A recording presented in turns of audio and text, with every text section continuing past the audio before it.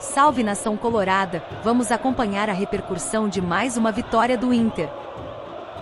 Desde que eu criei esse quadro aqui, só deu ruim, né? Porque eu tenho analisado o Inter de maneira muito positiva. E tudo bem, estamos aqui para isso também. Não me surpreende, eu bato muito nessa tecla. Não por ter sido um vidente, aquela coisa toda, não. Mas por entender que o Roger Machado sempre fez bons trabalhos, mas como ele mesmo disse nessa entrevista coletiva pós vitória sobre o Vasco, a diferença é que os outros trabalhos foram interrompidos. Em algum momento, porque talvez, né, o dirigente lá entende que não houve mais liga, né, do elenco com o treinador, porque entendeu que o Roger não conseguia extrair mais nada daquele elenco, que ele pegou grandes elencos pelas mãos, né, um Palmeiras em 2018, um Atlético Mineiro na sequência, ficou um bom tempo no Bahia também, antes de ser adquirido pelo Grupo City.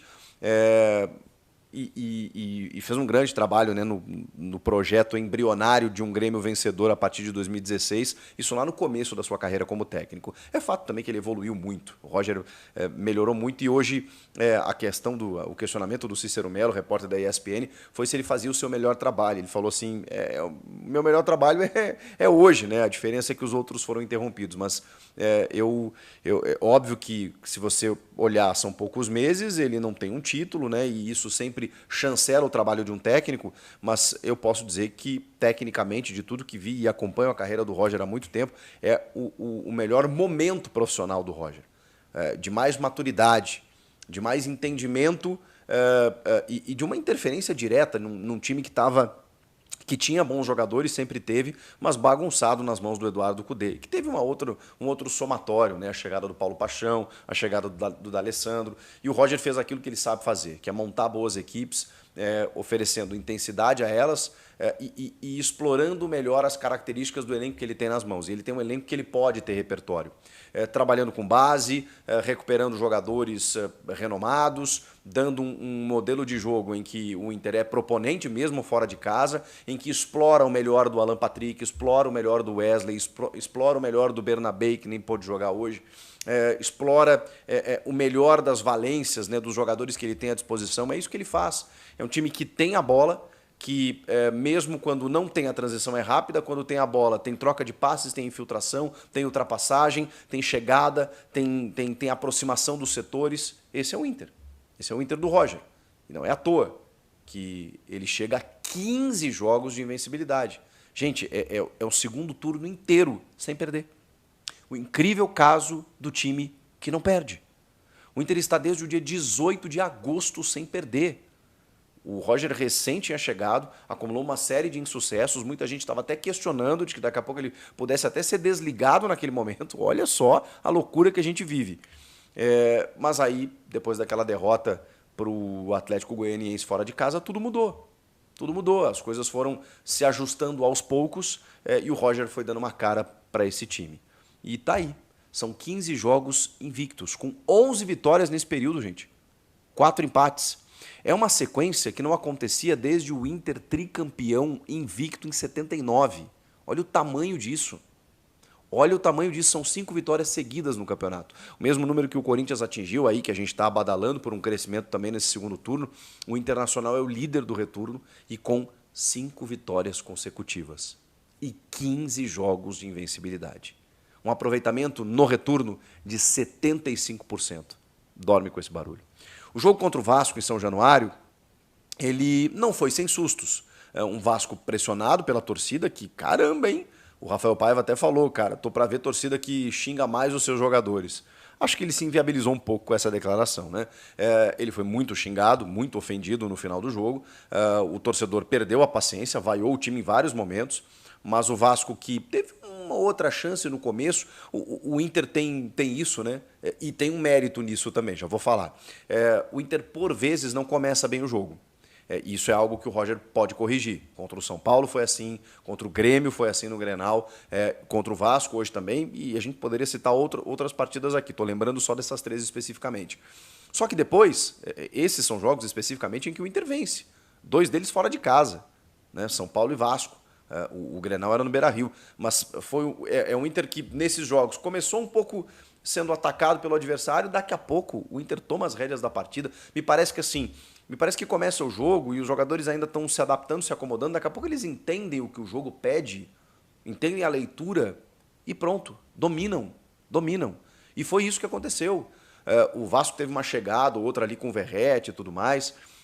Daqui a pouco o Inter começou a... Não, peraí, a dupla de zaga é uma dupla, não digo nova, né? Mas era o Rohel que recebeu mais uma chance ao lado do Vitão. E os dois acho que estiveram muito bem, com exceção de uma pichotada, outra do Rohel ali. Mas eu acho até que, de todas as vezes que eu vi o Rohel jogar, foi a melhor.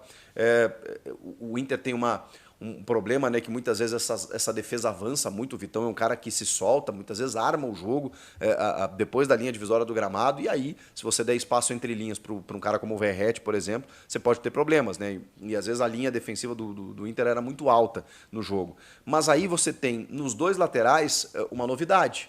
E assim, o Aguirre pelo lado direito, talvez tenha feito um jogo mais discreto até, mas eu vi ele subindo, fazendo alguns cruzamentos.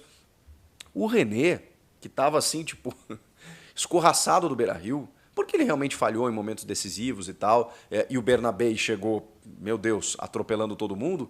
Cara, o René fez um jogo corretíssimo, salvou uma bola em cima da linha, inclusive. Foi para a linha de fundo para cruzar em determinado momento. Daqui a pouco é um cara útil. E que tem, obviamente, tenho certeza, uma gestão de grupo do Roger aí nesse sentido, de recuperar o atleta, de dizer, cara, estamos contando contigo. E o cara foi lá e correspondeu. O René sempre foi um cara muito sério, muito trabalhador, apesar do momento técnico instável, né? Fez um jogo bom. No meio de campo ele teve, estou com a escalação aqui, no meio campo ele teve o Bruno Henrique, o Rômulo, cara. O Rômulo, inclusive, no momento do gol, é uma roubada de bola do próprio Rômulo. Você tem Bruno Henrique, você tem Alan Patrick, né? Aí Bruno Tabata, um pouco mais à direita, Wesley à esquerda e o Borré. Borré que esse fez um jogo um pouco mais abaixo, perdeu um gol no primeiro tempo e tudo mais, uma bola que ele recebe pelo lado esquerdo, ele tenta tirar, o Léo Jardim faz a defesa, mas um pouco displicente talvez o Borré. Teve uma outra oportunidade no segundo tempo, assim que ele dá uma enfeitada. Aí entraram o Valência no lugar do Borré, o Wanderson no lugar do Wesley, e eram dois titulares até pouco tempo. Wanderson e Valência poderiam ser até pela qualidade que tem, mas hoje o Wesley e o Borré estão jogando. E o Wesley, cara, que temporada do Wesley. Tá jogando muita bola. Esse ponta esquerda que veio na verdade, Palmeiras, né? Ele é da base do Palmeiras, chegou a jogar no Cruzeiro, não conseguiu performar e no Inter tá comendo a bola. E aí o Roger conseguiu fazer aquilo que ele gosta muito, né? Luiz Otávio e Gabriel Carvalho. Dois meninos entraram para compor o setor ali. O Luiz Otávio no lugar do Bruno Henrique e o Gabriel Carvalho no lugar do Tabata. O Gabriel Carvalho entrou bem, melhor do que vinha vindo nos últimos jogos e tal. O pessoal estava dizendo até que ele estava meio assustadinho.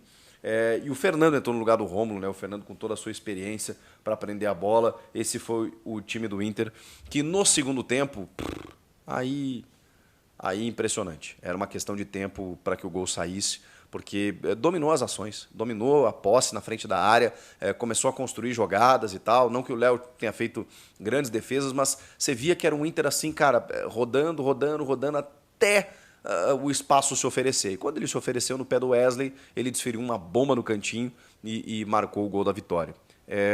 Merecedor. O Inter, apesar de no primeiro tempo sofrer alguns sustos lá no começo, o Inter teve um controle do jogo. Nós estamos falando de um Vasco da Gama, ok, que enfrenta suas dificuldades aí, mas em São Januário, com um caldeirão pulsando lá, e o Inter foi lá, não se abalou e conseguiu o resultado, conseguiu a vitória. E agora, senhoras e senhores, esse Internacional do Roger Machado, que ainda bem, para quem é gremista, chegou tardiamente, porque se ele chega um pouquinho antes...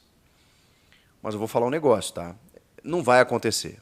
Mas, matematicamente, algo que até pouco tempo atrás era não uma utopia, era um devaneio. Nesse momento, o Inter passou o São Paulo, inclusive. São Paulo, daquele jeito modorrento lá, empatou contra o Bragantino, está em sexto colocado. Hoje, na configuração de momento, para vagas diretas, nós temos G5. O Inter é o quinto.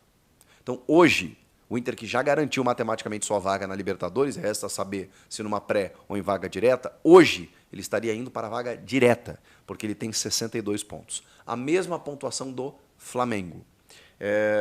É um jogo que o Inter ainda vai fazer. Não é verdade? Não, o Inter já fez esse jogo. O Inter já fez esse jogo. Isso. A mesma pontuação do Flamengo. 62 pontos. O Flamengo hoje é o quarto. O Flamengo também ganhou na rodada.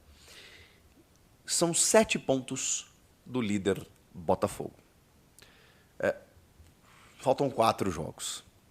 Se faltassem mais jogos, a gente poderia fazer uma projeção até um pouco mais otimista. Mas assim, é louco, cara. Esse Inter beirou a zona do rebaixamento em algum momento do campeonato. E hoje, a gente está falando de um time 7 pontos do líder. 5 pontos do Palmeiras. 1 ponto do Fortaleza, que ainda não jogou. Vai jogar contra o Fluminense nessa sexta-feira, então pode ir a 66.